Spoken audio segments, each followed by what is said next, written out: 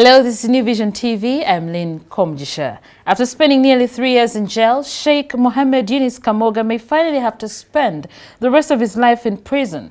Court last week sentenced Kamoga to life imprisonment after finding him guilty of terrorism. The sentence prompted wild cries from sympathizers and relatives. Could this be Kamoga's last journey? New Vision TV brings you the life and times of the man who was feared by both Muslims and non-Muslims. Sheikh Yunus Kamoga was born in 1952 in Seeta, Butambala district to the late Sheik Yunus Butanaziba.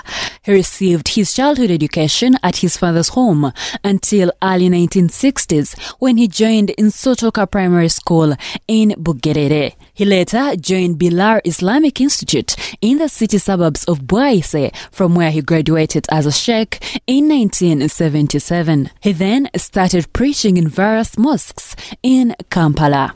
In the early 1990s, Sheikh Kamoga emerged as a leading Muslim cleric based in Nakasero. He was among the clerics who, in March 1991, led a group of Muslim youth that stormed and seized the Uganda Muslims from council headquarters, then located at Aga Khan Mosque, Old Kampala.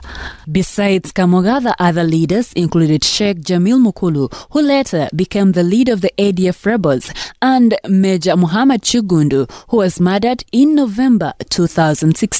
The group was later dispersed by the police and the army led by former army commander Major General James Kazini, but not before some policemen were killed by the militant youth. Over 400 Tabligh youth, including Mukulu, were arrested and unsuccessfully charged with murder. However, Kamoga and Chigundu slipped through the security ring and escaped. Kamoga resurfaced later in Kenya, while Chigundu ended up in Khartoum, Sudan.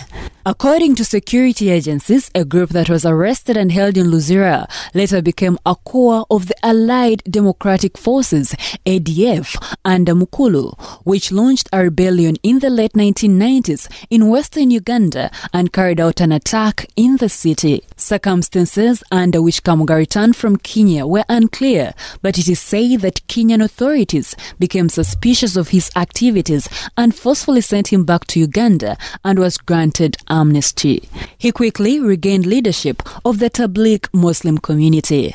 The founder leader of Tablighs in Uganda, Kamoga assumed office in 2009 when the then leader, late Sheikh Hakim Sechimpi, was elected first deputy Supreme Mufti.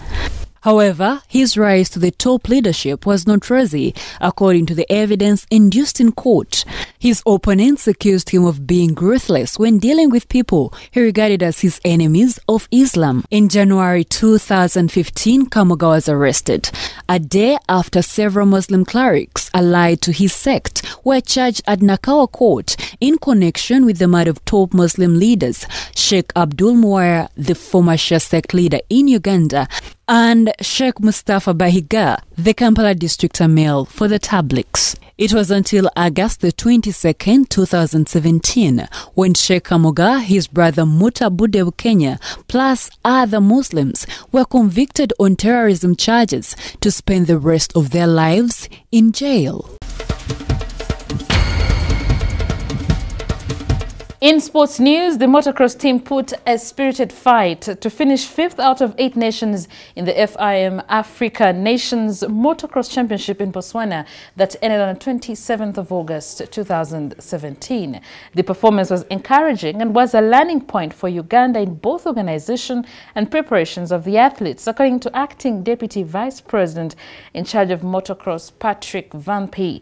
In the MX Light 85cc, Stav Orlando and Fortune Sentamu finished 10th and 11th overall with 26 and 20 points respectively. In the MX65, Alon Oland, Milton Obote Akena collected 15 and 7 points respectively, while Gift Sebuguzi managed 20 points in the MX50cc category.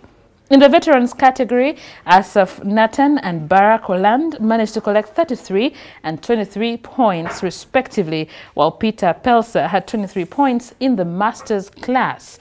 In the MX1 team, Captain Maxime Van P sprained his ankle and didn't get to race, but his brother Oliver Van P came 11th, overall grabbing 16 points.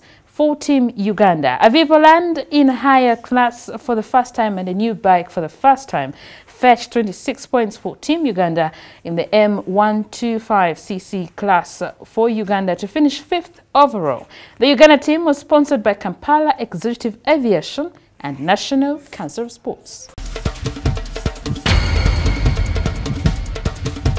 You're still watching New Vision TV, and now for Pearl of Africa series, we take a look at River Ssezibwa. This relatively small river is found in the southern central part of Uganda, particularly Bugerere district. In a drive of about 40 minutes from Kampala, one can get to this river. Its waterfall, known as Ssezibwa Falls, has various activities one can engage in, and some of them include camping, bird watching, rock climbing, and more so, swimming. Let's take a look. Just like some of the rivers in Uganda, River Ssezibwa also starts from the wetlands of Lake Victoria. Its source is located in Bugerere district near the town of Ngongwe. The falls on this river push through the rocks, providing a perfect view while at the site.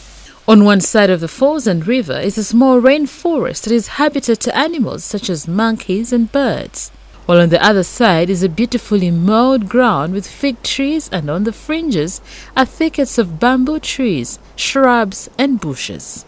The activities that take place at this waterfall include cultural walks provided by the guides, bird watching, rock climbing, and extremely exciting camping experiences. And that's all we had for you. Thank you for watching. Be sure to catch more of your updates on your mobile, on your desktop, on your tablet, anywhere on the go by visiting www.newvision.co.ug. I'm Lynn Komjisha.